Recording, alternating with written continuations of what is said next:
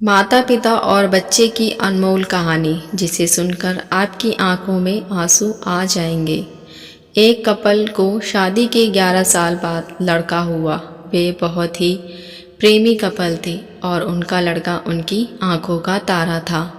एक सुबह जब वह लड़का तकरीबन 2 साल का था, पति के एक दवाई की बोतल खुली देखी। उसे काम पर जाने के लिए देरी हो रही थी, इसलिए उसने अपनी पत्नी से उस बोतल के ढक्कन लगाने और अलमारी में रखने को कहा। लड़के की मम्मी रसोई में काम कर रही थी। वो ये बात पूरी तरह से भूल गई थी। लड़के ने वह बोतल देखी और खेलने के इरादे से उस बोतल की ओर गया।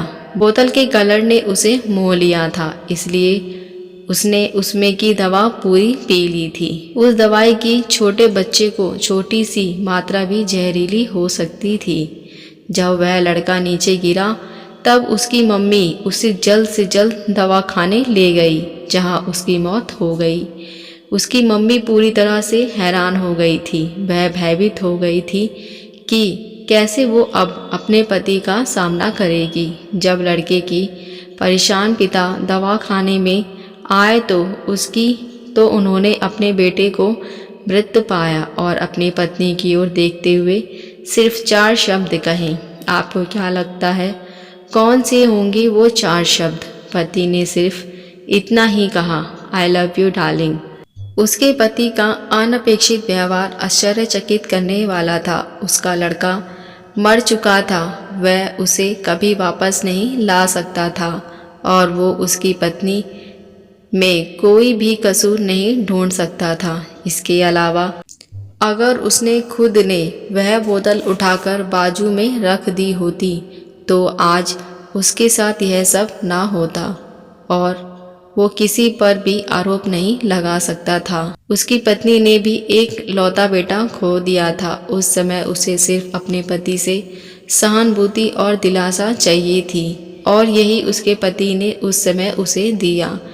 कभी कभी हम इसी में समय व्यर्थ कर देते हैं कि परिस्थिति के लिए कौन जिम्मेदार है या कौन आरोपी है। यह सब हमारे आपसी रिश्तों में होता है। कुछ भी हो जाए, उस पर व्यक्ति को कभी भी नहीं भूल सकते कि हम प्रेम करते हैं। इसलिए जीवन में जो आसान है उसे प्रेम करो।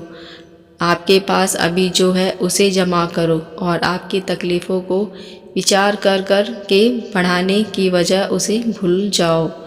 उन सभी चीज़ों का सपना करो जो आपको कभी मुश्किल लगते हैं। यह जिससे आपको डर लगता है, सामना करने के बाद आप देखिएगा कि वो चीज़ उतनी मुश्किल नहीं है जितना कि आप पहले सोच रहे हैं। हमें परिस्थिति को समझकर ही लोगों के साथ व्यवहार करना चाहिए और कठिन परिस्थिति में उनका हमदर्द बनना चाहिए।